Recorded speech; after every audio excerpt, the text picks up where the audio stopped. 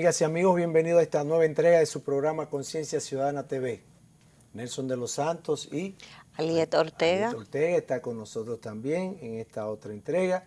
Tenemos un programa muy interesante, vamos a tener aquí invitados de la Asociación Dominicana de Agentes Aduaneros y también vamos a tener un tema que siempre llama mucho la atención de todos los ciudadanos, el 4% y el presupuesto. Tenemos con nosotros al señor David Lapé, el director de programación financiera del MINER. Así es que yo creo que para hoy vamos a tener un programa bastante interesante con los temas. Tenemos tanto del sector privado como del sector gobierno. Claro. Vamos a tratar temas totalmente diferentes, pero muy importantes para la economía dominicana. Claro, ese tema aduanero, pues yo creo que la calidad del equipo que vamos a estar entrevistando, pues va a ser de mucha utilidad para los televidentes. Sí, ¿no? Tenemos de invitado la reciente directiva. Vienen a hablarnos sobre los temas, sus planes, qué van a hacer en este año de gestión, estos 2 años de gestión que tiene esa nueva directiva. Bueno, pues sin más preámbulos, amigas y amigos, vamos a dar inicio formal al programa. Le dejamos con una cápsula ciudadana y retornamos inmediatamente.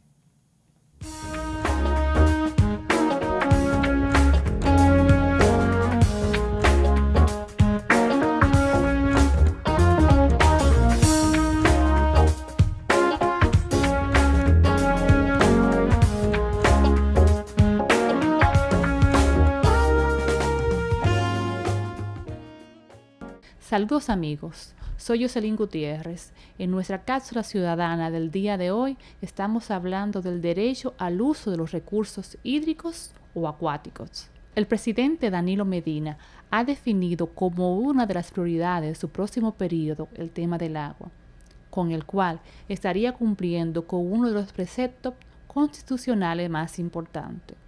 Al efecto, la Constitución de la República establece en su artículo 15 lo siguiente: recursos hídricos. El agua constituye patrimonio nacional estratégico de uso público, inalienable, imprescriptible, embargable y esencial para la vida. El consumo humano del agua tiene la prioridad sobre cualquier otro uso. El Estado promoverá la elaboración e implementación de políticas efectivas para la protección de los recursos hídricos de la nación. Hasta aquí la cápsula ciudadana de esta semana. Les invitamos a continuar con el programa Conciencia Ciudadana TV.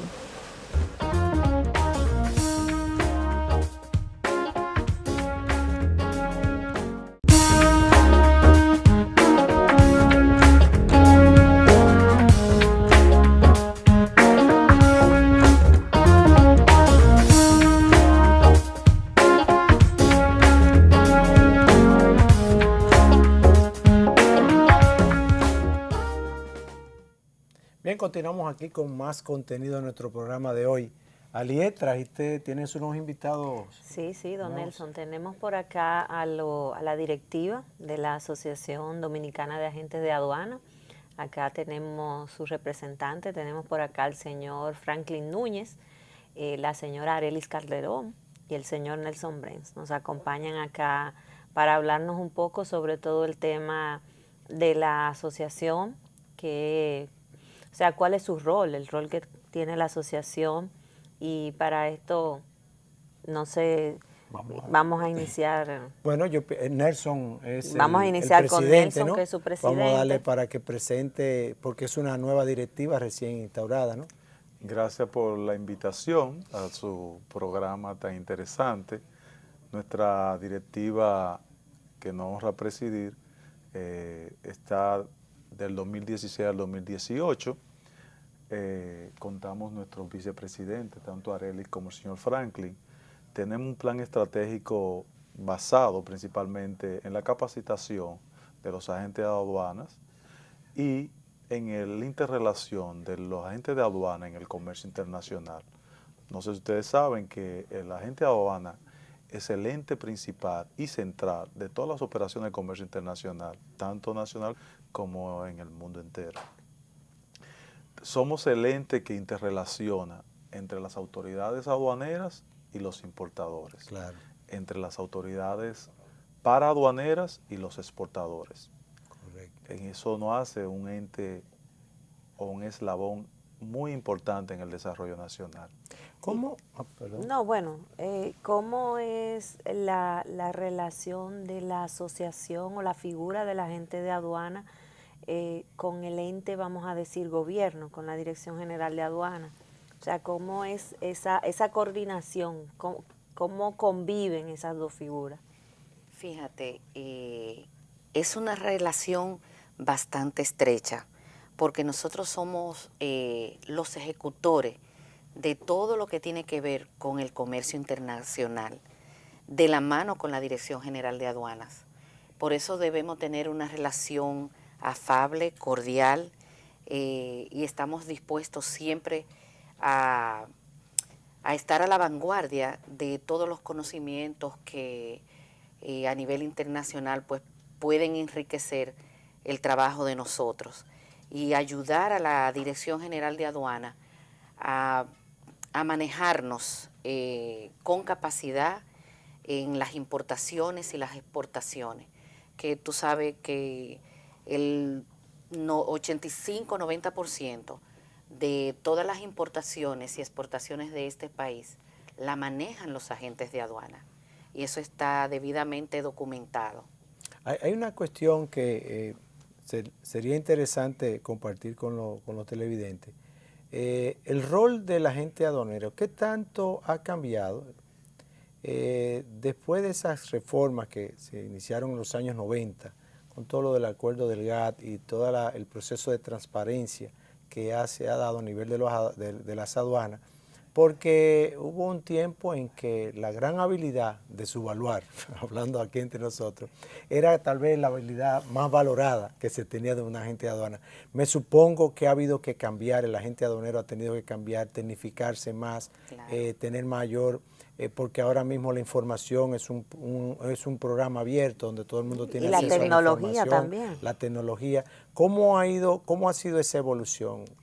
Mire, en cuanto a eso, ha cambiado bastante. ¿Por qué? Porque los agentes de aduana que no se han actualizado, esos agentes de aduana han ido desapareciendo. Por ejemplo, nosotros, tal como decía el presidente, a nosotros nos favorece que nosotros tenemos nuestra escuela de capacitación. O sea, nosotros capacitamos tanto los agentes de aduana como nuestros auxiliares. Ya. En este momento nosotros tuvimos una reciente graduación con la Universidad Autónoma de Santo Domingo, hicimos una graduación de 51 profesionales de dos diplomados que hicimos. Tenemos uno que termina ahora en este mes, pero tenemos uno que comienza el 25. O sea, nosotros estamos en la vanguardia en todo lo que es la capacitación. Y tal como usted decía, esos agentes de aduana tradicionales que habían antes, que era la subvaluación, cambiar partida, ahora no se puede hacer nada de eso, porque claro, si se pone una partida mal, automáticamente ya tiene una sanción. Así y esa sanción son un poco pesadas. Es el doble de los impuestos que usted dejó de pagar, más un 20%. Entonces, ya nadie se arriesga a tomar ese tipo de medidas. Antes las aduanas eran mucha noticia. Siempre había...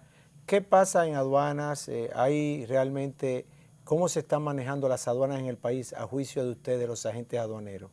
Mira, las aduanas dominicanas son un ejemplo en Latinoamérica. Nosotros estamos en el lugar número 3 de Latinoamérica en eficiencia en las aduanas. Y es una parte donde los agentes de aduana han puesto un gran paso para eso. La dirección de aduanas y las relaciones que tienen con los ejecutores, que somos nosotros los agentes de aduana, todos los procesos de modernización han ido a la mano conjuntamente con los agentes de aduana. Nosotros somos los que damos la retroalimentación y somos unos colaboradores muy importantes en el proceso de facilitación del comercio. En ese mismo ámbito, o sea, ¿qué requisitos tiene que tener como decía el señor Franklin, además de la capacitación, o sea, ¿qué requisito debe de tener un agente de aduana para pertenecer a la asociación o para formalmente la aduana dominicana permitirle hacer cualquier tipo de proceso de desaduanalización, tanto importación o exportación? O sea, ¿hay algún tipo de requisito? ¿Tiene que ser miembro activo de la asociación? ¿O cómo funciona ese esquema?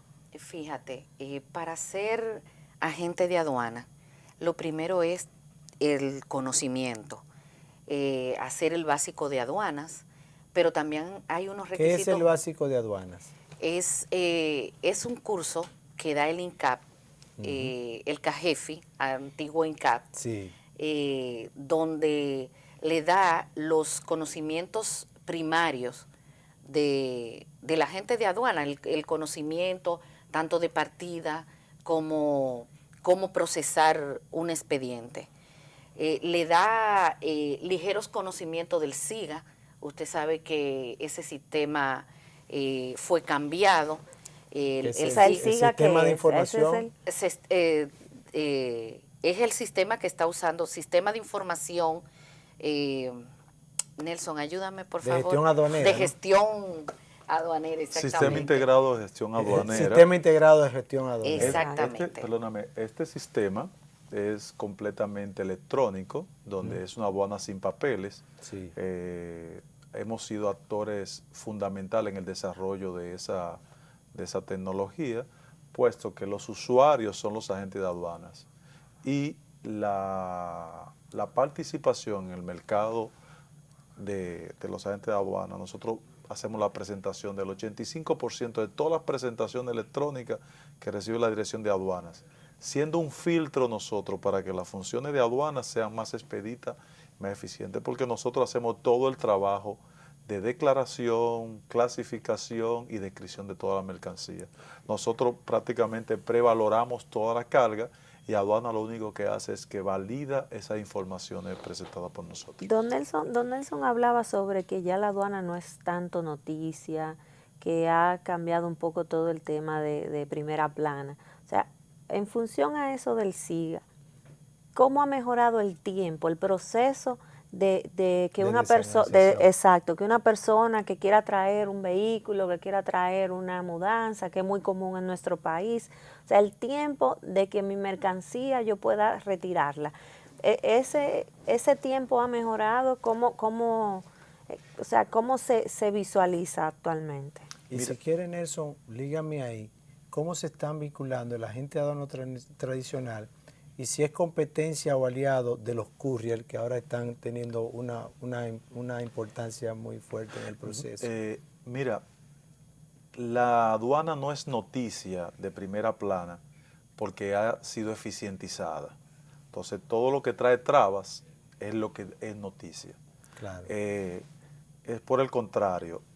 Todas las noticias ahora mismo dependen de la aduana, porque el desarrollo nacional está basado en el comercio internacional. Es un ente importante en el desarrollo de nuestro país. La eficiencia, tanto la capacitación que tiene la aduana ahora mismo, así como los agentes de aduana, es que ha hecho expedito nuestro comercio.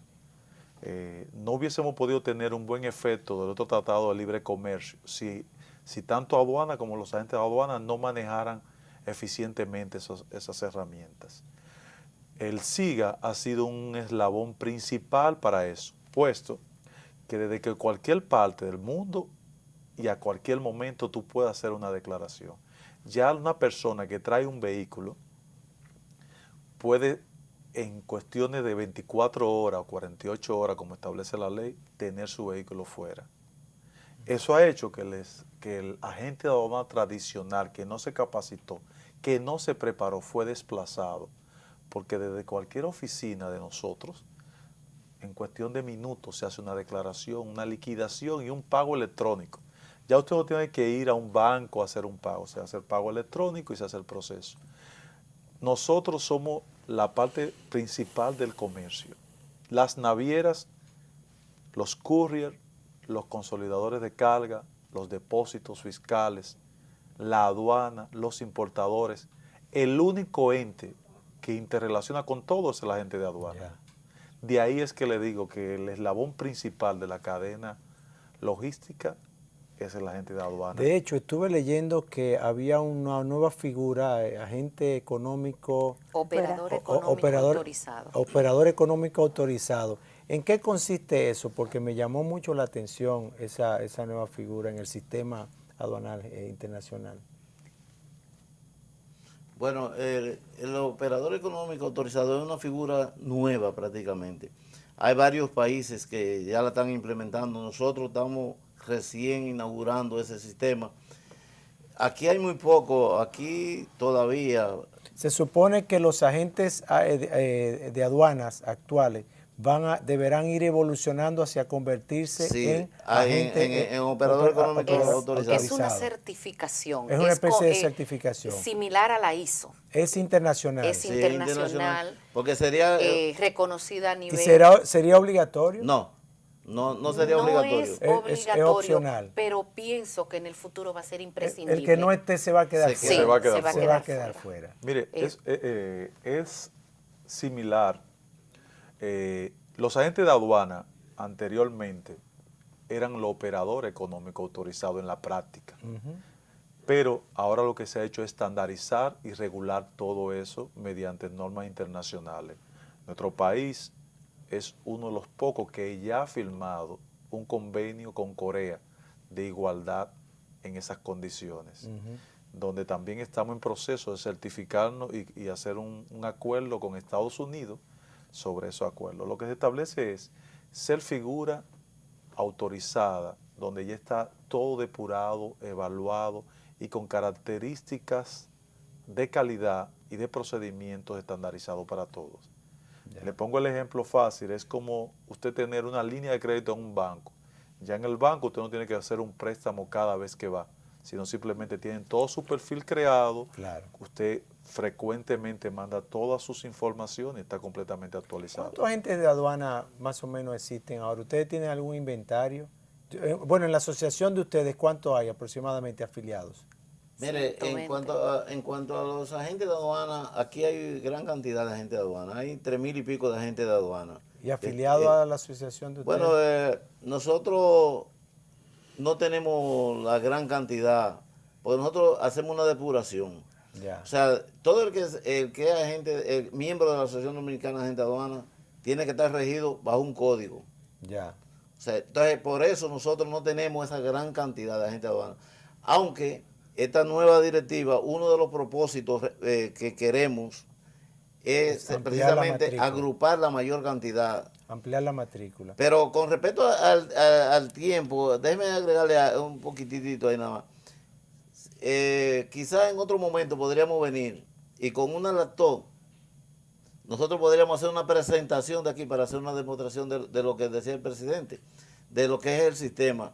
O sea, antes usted tenía que coger una máquina y durar 2 horas haciendo un expediente y mandar a un empleado que fuera a presentarlo.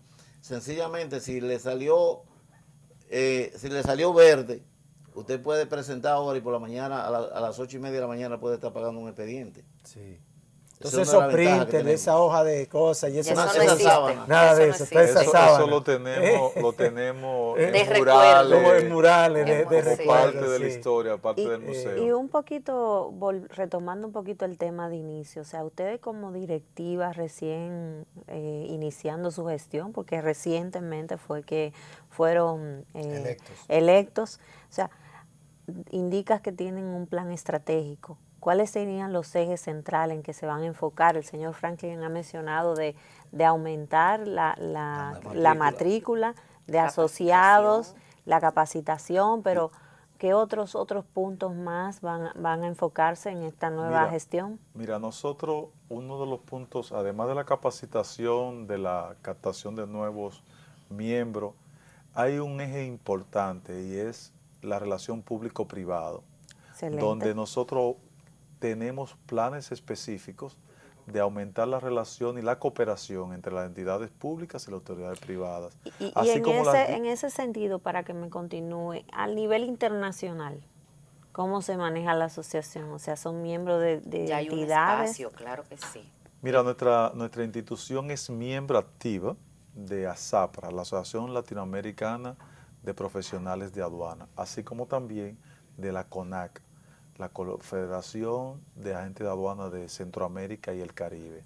Okay. Somos miembros muy activos, hemos tenido vicepresidencia, ahora mismo uno de nuestros miembros directivos es vicepresidente de la CONAC, y siempre al año tenemos foros internacionales, participamos en eventos internacionales y tenemos retroalimentación de todas las asociaciones latinoamericanas, España y Portugal. El año pasado se incorporó también los agentes de aduana de Estados Unidos a esa confederación. Nuestra asociación está a la vanguardia de todo lo que está pasando internacionalmente. Cuando la aduana va a empezar a instaurar un sistema, ya nosotros estamos actualizados en eso. Un ejemplo es que viene la 6ª enmienda del sistema armonizado, que empieza el día 1 de enero del 2017, y ya nuestra asociación empezó la capacitación de nuestros agentes de aduana. Bueno. En otros países, dentro de 2 meses que se empiece esa capacitación. Brevemente, ¿qué consiste esa 6ª enmienda que inicia en enero? La 6ª enmienda, el sistema arancelario, que es el sistema armonizado de codificación internacional, se hacen desdoblamiento de partidas, que son actualizaciones de nuevos productos, nuevas especificaciones, porque son códigos estadísticos y de controles arancelarios de cada país. Entonces, ese sistema, cada 2 años, se hacen aperturas o cierres de partidas. Se actualiza. Se actualiza. Bueno, se nos fue el tiempo. La verdad ¿Tan rápido? Que sí, así es el tiempo en televisión. Invitar, como pero dice bueno, el señor siempre hay que Franklin. dejar material, porque si no, entonces no tendría sentido que los programas fueran un tema muy amplio, semanales o diarios, ¿no? Tenemos que dejar material para luego. Así es que les agradecemos encarecidamente su participación. ¿Quiere una información? Me gustaría, a nombre de nuestra directiva, un minutito, sí, cómo no. Y es darle las gracias por la invitación y hacerle una exhortación a 2 sectores, a los demás agentes de aduana que no pertenecen a la asociación, que se acerquen a la asociación, que hablen con esta directiva y se van a sentir representados. Y al sector importador y exportador, decirle la importancia de utilizar un agente de aduana de nuestra institución. Nosotros, como así mismo se está haciendo ahora operador económico autorizado, nosotros ya somos depurados y tenemos, se puede decir, experiencia y relaciones entre todas las instituciones, y estamos certificados para darle el mejor servicio. Que no se arriesguen a hacer una presentación aduanera que no sea por un ente capacitado. Y nuestra asociación es que les garantiza. Le garantiza y tiene los agentes más capacitados de aquí del país. Bueno. Pues muchas gracias por Gracias venir. Y buenas noches. Éxito en su nueva gestión. Y estamos aquí a su orden para lo que necesiten y podamos apoyarle, ¿no? Asimismo, nosotros cualquier tema que ustedes necesiten, estamos también lo vamos a estar molestando. Bueno, amigas y amigos, gracias por su participación. Vamos ahora a pausar brevemente y cuando retornemos vamos a estar aquí hablando del 4%, la inversión en estos 4 años en materia educativa, que es un tema que yo sé que todos ustedes están esperando.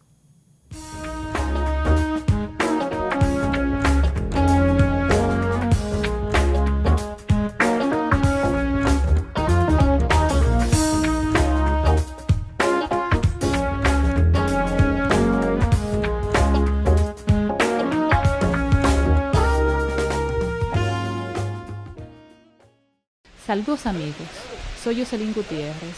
En nuestra cápsula ciudadana del día de hoy estamos hablando del derecho al uso de los recursos hídricos o acuáticos.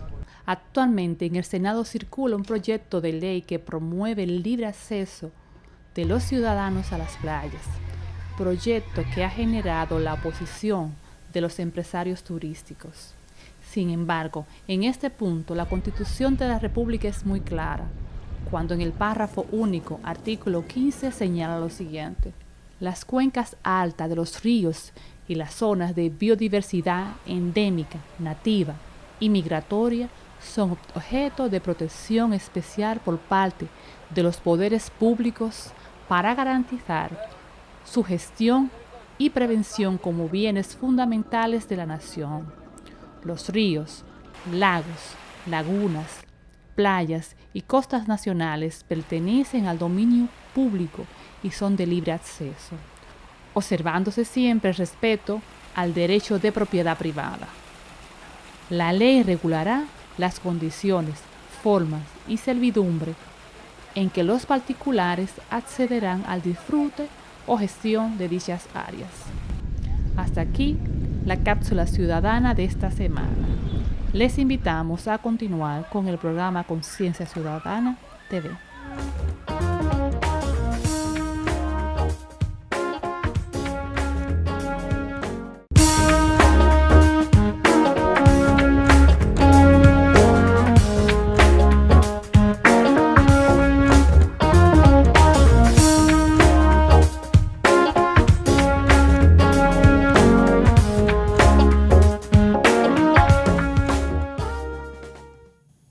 Bien, estamos de retorno aquí.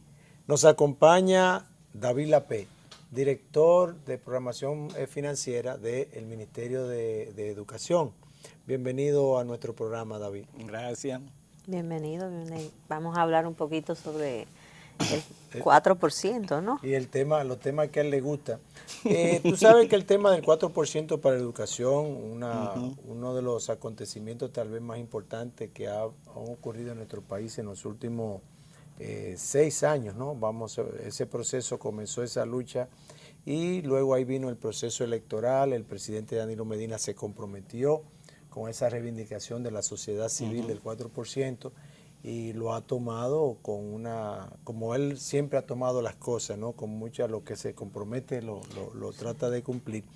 Y bueno, el 4% creo que ha sido la base que ha permitido todo este proceso de transformación radical que se ha venido dando en el sistema educativo dominicano. Sin embargo, en materia presupuestaria hay muchos decires, muchos mitos que me gustaría, David, contigo pues poderlo desmitificar. Y tal vez sería interesante comenzar. Al cabo de 4 años de aplicación del 4% de ese mecanismo de asignación presupuestaria para la educación, la gente tiene la sensación de que las construcciones de aulas ha sido la salvación del gobierno, por cuanto se decía en ese entonces y se dice todavía que tal vez el sistema educativo no estaba preparado para absorber un presupuesto de esa magnitud. ¿Es así eso o cómo han sido los resultados? No, lo que pasa, y voy a comenzar con una anécdota en materia financiera. Recuerdo yo en el primer año del 4%, que fue en el 2013, el presupuesto cambió muy radicalmente. Es decir, de 1970 para acá al 2012, los presupuestos de educación, y principalmente ya al principio de la década, es decir, gestión de Milagros, Alejandrina, Melanio, en esa época es que comienza a hacerse mayor inversión intensiva en capital. Pero era más o menos una configuración 85-15. 85 corriente y 15 y el resto capital. Hubieron capital. años que se subió a un 20. Okay.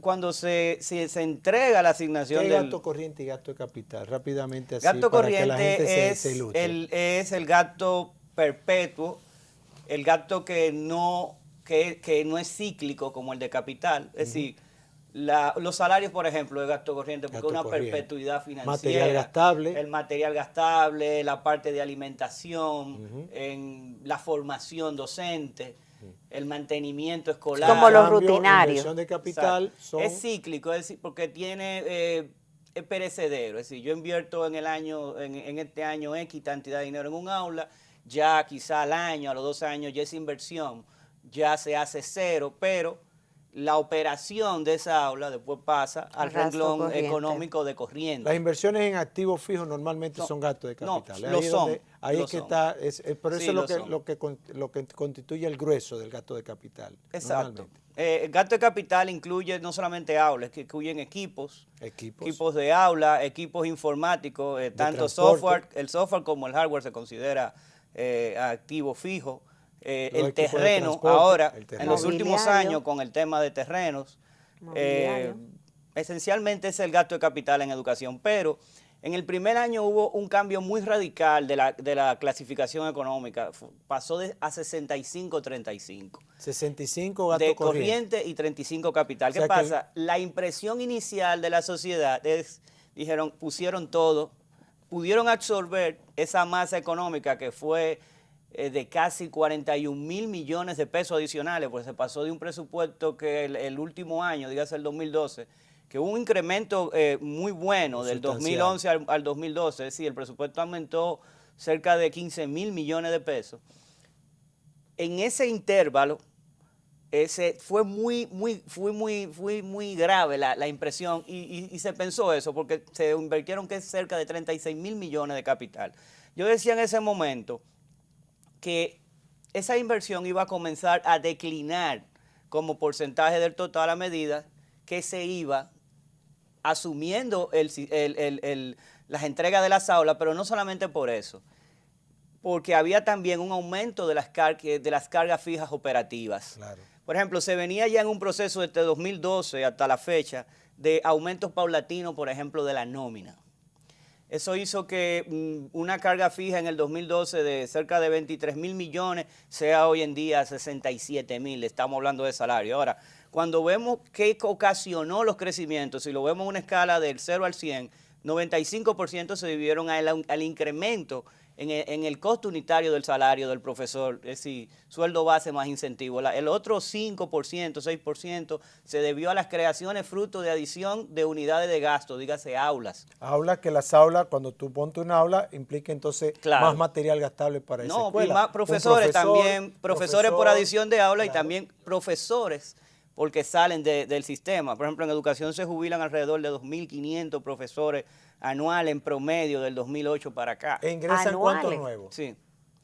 Ingresan alrededor de, antes del proceso del 4%, podían ingresar 3.000, 3.200 profesores. Ahora estamos hablando de cantidades, pueden rondar los 7.000, 8.000 profesores. Y existe como un equilibrio en la cantidad de docentes que salen, vamos a decir, pensionados, y la cantidad que entran. No le va a causar eso un tipo, vamos a decir, de merma, no de sobrepoblación, porque estamos teniendo... Ahora mismo hay una demanda muy grande de profesores. Están alrededor de 2.500, mientras que están entrando alrededor de 7.000. Al contrario. Ah, ok. Sí. Ciertamente. No, y no solamente eso, como se tenga un proceso de inversión intensiva de capital que en la práctica puede durar hasta el 2017, 2018, la adición de profesores por aula nueva suma una parte y la otra parte la sumaría la salida del sistema. Por ejemplo, según datos que estuvimos analizando, al día de hoy hay cerca de 5.000 maestros que ya tienen derechos adquiridos para pensionarse. ¿Qué sucede? Después de esa masa que tenemos actualmente, se hizo un cálculo hasta el 2033. En promedio se vendrían jubilando los 2.000 y pico, 3.000 que hablamos por año. Ahora mismo las pensiones deben de pesar como el 4%, 4.5% del presupuesto total de educación. A esa época, después que se salga de la etapa de inversión intensiva de capital, construcción de aulas y más la normalización de todos los gastos operativos, porque ya no habría que contratar tantos profesores, quizá la carga fija de la nómina, porque la nómina de pensiones es una carga fija, aumentaría, que ahora mismo ronda los 5.000 millones de pesos. Quizá las pensiones. Las pensiones, la carga fija de pensiones. ¿Y la carga fija de maestros? La carga fija de maestros hoy debe, incluyendo las contribuciones a la seguridad social, debe de pesar cerca del 65%. pero no pesaba ni 50 al inicio del año 2012. Ajá. Es decir, ha habido un incremento significativo por el lado de los salarios. ¿Cómo se ha ido moviendo la inversión en maestros a lo largo de estos 4 años con el 4%? Ahí es que voy. Si uno hace el siguiente cálculo sencillo, cuando en el 2012 el último presupuesto que ejecutó Educación fue de cerca de 51.000 millones. Cuando se da el 4 se llega a cerca de 90 y algo de miles de millones. Si nosotros vamos sumando las diferencias absolutas, es decir, los incrementos hasta el día de hoy, al año siguiente se dieron 10, más o menos el presupuesto de educación está creciendo después de ese gran salto a 10.000 millones de pesos por año. Al final del ejercicio le dará un número de aproximadamente que se han dado adicionales, 78.000 millones de pesos. Y ahí es que viene la... ¿Cómo se ha distribuido esos de 78.000? si vemos esos 78.000 millones en escala de 100%, 52% ha sido invertido en inversión en capital humano, dígase salarios. Salarios. Salarios y contribuciones a la seguridad social y pensiones. O sea que estamos hablando 78, básicamente 40, un alrededor de 40.000 Exactamente. millones en eso. 21% ha ido a inversión de capital, pero todavía faltan 28%. Ese 28% que es corriente, las partidas que más han pesado ahí son el programa de alimentación escolar y el incremento en formación docente. ¿Cómo ha sido el cambio en esos 4 años en inversión en materia de alimentación escolar? Ha sido drástico, sumamente drástico, porque anterior al 4%, el programa se basaba simplemente en un desayuno para el nivel inicial y el nivel básico. ¿Tú recuerdas cuánto fue el presupuesto en el año? El presupuesto en el 2012 eran alrededor de 3.200 millones de pesos. ¿Y hoy en día?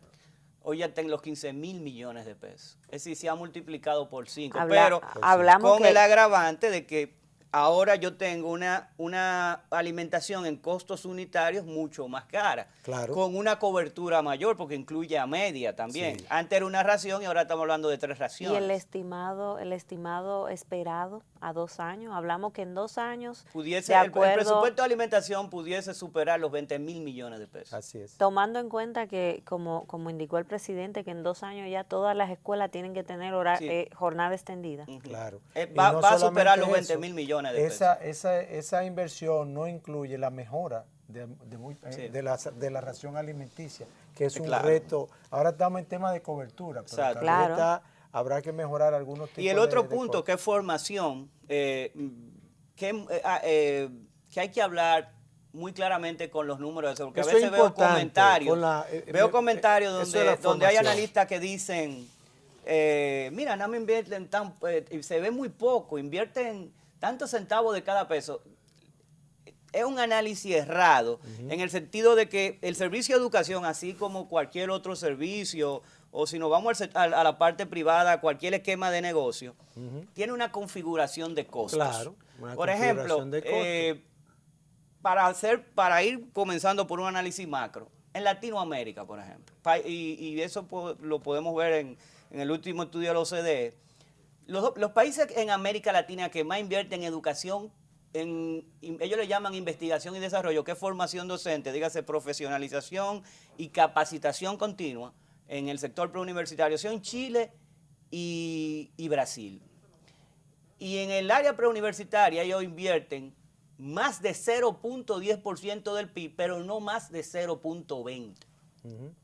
El país que más invierte en educación preuniversitaria, en formación, es Austria, y no pasa de un 1% del PIB. Por tanto, dentro de la configuración, es imposible que un país gaste en preuniversitario 4% del PIB, cuando el promedio de la OCDE es 3,85. ¿Y en qué por ciento estamos nosotros como ¿Qué país? es lo que ha pasado? Ha habido una gran evolución en la inversión. Al margen, ya es un tema que especialistas en el área pedagógica deberían ahondar, pero en términos de inversión, pongamos el siguiente ejemplo. En el año 2000, del 2000 al 2004, el porcentaje de la ejecución en formación como del total que se gastó en esos años nunca superó el 0.50 del presupuesto. Nunca lo superó. Y en términos O sea, del el PIB, 0.5%. sí, en términos del PIB, era 0.00 y algo. Claro. Es decir, no marcaba Sí. 0.10. Sí. Es más, si vemos esa inversión en dólares americanos para buscar una medida monetaria para estándar, ¿no? Y que también elimine temas de inflación Sí, y ese sí. tipo de cosas, esa inversión no significaba ni 100 millones de dólares. No 100 millones, me equivoco, ni 10 millones de dólares. Sí. ¿Qué pasa? A partir del 2012, esa inversión pasó la barrera psicológica de los 1.000 millones de pesos. En ese momento, en el 2012, 1.000 millones de pesos eran alrededor de 30 millones de dólares. Hoy la inversión en formación ronda casi los 70 millones de dólares, dígase 3.000 millones de pesos. Es decir, Se ha ahora, multiplicado ¿cuánto por 3 del 2012 representa para eso acá. del PIB? 0.10. Si retomamos lo que El análisis inicial de que en la región 0.20 es el rango de lo que más invierte, nosotros en 3 años nos hemos colocado al 50% de esa meta en términos del PIB. Sí. Pero ya como porcentaje del presupuesto, recordemos 2000-2004, no marcaba ni 0.5, ahora marca 2 puntos y algo del presupuesto total que se devenga. Es decir, ha habido un gran avance. Ha habido en términos una de inversión incremento. fuerte en formación. Y lo mismo que en el tema de alimentación. Al sistema le tomó 8 años pasar de 1.000 millones en el 2004 a 3.000 millones en el 2012. Y ahora estamos hablando de cantidades de 15.000 con proyección de 20.000. Pero claro, un programa universalizado y a pesar de las críticas, contribuye. Es un factor asociado al tema del aprendizaje. Es decir, estamos hablando de que la población de educación pertenece a los quintiles más bajos y se le está aportando 75% de las kilocalorías. Si hacemos el análisis más amplio, eso significa también ahorro en temas de la economía familiar. En En un el incremento del salario eso- real. Un exacto. incremento del Claro. salario real. Exacto, eso te iba a realmente no decir. del salario real, sino de la resultante salarial después de gastos. Sí. Es decir, si yo tenía que gastar 10 pesos, por ejemplo, en alimentación y ahora estoy gastando 3, porque ya el niño tiene el 75% de las kilocalorías, en términos de resultante salarial se hace más amplio, no en términos del ingreso que recibe. No, y también, no solamente en ese aspecto, también en el aspecto relativo a que los padres pueden trabajar ambos. Anteriormente sí, claro. se tenía que quedar uno cuidando la Claro, familia, que regresara, ya no. O sea, Sí. son muchos aspectos que han mejorado la economía familiar. Claro. Todo el tema de la jornada extendida. Sostenibilidad de esta inversión que se está haciendo en educación. Como le decía, después de pasar el primer año del 4, se ha registrado una tendencia que era normal. Ya aquella distribución 65-35, a este semestre, por ejemplo, vamos a publicar la información de la ejecución, ya esa distribución está en un nivel de 85-15. Hay una gran posibilidad de que sea 90-10 el año que viene. ¿A qué se debe ese aumento de la masa corriente? Al aumento de lo que se denominan carga fija. En términos contables, carga fija es salarios, contribuciones a la seguridad social, el presupuesto de los institutos descentralizados, la alimentación, el suministro de libros y material gastable y las pensiones y jubilaciones. Al cierre del año pasado, las cargas fijas representaban el 78% del presupuesto. Es decir, ese es el gasto ineludible para que opere el sistema. O sea, que la clase, los maestros han recibido una buena contribución, una buena cuota de ese incremento del 4%. Sí, claro, es que si vemos la distribución, como se le llama... ¿Cómo estaba el maestro al inicio del año? ¿Cuál era su condición del periodo y cómo anda ahora? Es un tema que a veces a la gente se le hace muy difícil asimilar, de que cuando se dice, no, el salario, el maestro gana bien. Por ejemplo, si se observa hace unos días, Educa publicó un estudio, y yo fui a la presentación y cuando el presentador del informe dijo que el salario de los maestros está por encima del de muchos profesionales en en el país no lo creyeron, pero es por un tema de no ubicarnos a nivel de los datos. Por ejemplo, nosotros somos un país de ingreso medio alto. Tenemos un PIB corriente en dólares de alrededor de $6.200 anuales. Eso le da un salario, si lo llevamos a pesos mensuales, eso le da como 25.000 pesos mensuales. Esa es la medida macro. Es decir, este es un país de 25.000 pesos mensuales, promedio. Su ingreso promedio. Ahora, cuando yo hago, o sea, como se puede decir, un zoom al análisis y bajo a las estadísticas del mercado laboral, el profesor es un trabajador formal. Cuando yo veo la última encuesta del Banco Central, de mano de obra, de encuesta de trabajo, la del 2015, nos da unos datos reveladores de a qué nivel, cuál es el nivel de ingreso del trabajador formal en la República Dominicana. El 50% de nuestros trabajadores formales ganan entre 0 y 10.000 pesos, el 50%. Después hay cerca de un 14% que está en la cara de 10, pero no más de 20.000. Yo diría que 10 a 15. Solamente cerca de un 8% de la población, o menos, gana 50.000 pesos más, de los formales. Y estamos hablando que en esa encuesta se maneja un número de 2 millones y algo. ¿Qué sucede? Si yo lo divido en lo que se llaman deciles, el salario del maestro entraría como entre el 8 y el 10. Ahora, un maestro de una tanda está entre el intervalo de los 20.000 a los 30.000 pesos. Ahora, maestro de una tanda, repito, de los 20.000 a los 30.000 pesos. Cuando hablamos de una tanda, hablamos de 8 de la mañana a 12. 4 horas. 4 horas. Exacto, una tanda. Porque recordemos que el sistema se manejaba en varias tandas. Sí. Y un profesor te puede venir a tener 1 o 2 tandas. Ahora, un profesor de una tanda gana entre 20.000 y 30.000 pesos. No más de 30.000 pesos en una tanda. Ahora, ahí solamente se encuentran al día de hoy el 22% de los docentes y un 21% si se le saca a los docentes con labores administrativas. Por lo tanto, más del 80% o cerca del 80% está en 2 tandas o tanda extendida. ¿Cuánto gana un profesor promedio en tanda extendida? Ya está en la barrera de los 40.000 pesos o más. Si volvemos al indicador del PIB per cápita, por ejemplo, en los países OCDE, un profesor de básica y media en promedio gana 0.60 PIB per cápita. Lo que nos quiere decir que un profesor de una tanda en República Dominicana son como 0.85 PIB per cápita, pero uno de 2 tandas gana más de 2 PIB per cápita. Y aspiramos llevarlo todo a 2 tandas. No, a tanda extendida. A tanda extendida. Sí, porque esa es la apuesta del sistema y yo creo que es lo correcto. Bueno, se nos agotó el tiempo, David. Yo creo que unos análisis muy interesantes. Vamos a continuar trabajando todo este tema de la inversión en educación. Vamos a ver un poco tal vez en una próxima entrevista, vamos a ver un poco de los resultados o los efectos que ha tenido esa inversión. Así es que te damos las gracias. Un poquito más de tiempo.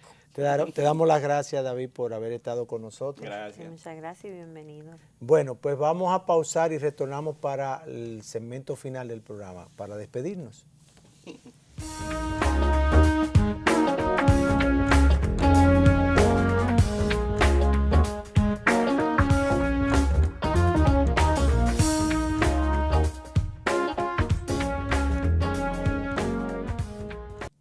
Bien, Aliet, gracias por acompañarnos hoy. Hemos llegado al final del programa. Un programa bastante interesante hemos tenido el día de hoy. Sí. Temas muy variados, pero sumamente interesantes. Nos hemos quedado inclusive con que queremos continuar debatiendo los temas. Vamos a tener que volver a traer los invitados para algunos temas relativos al 4% que nos quedaron pendientes. Así es. Bueno, pues a ustedes, amigos televidentes, agradecerles su atención y decirles hasta la próxima.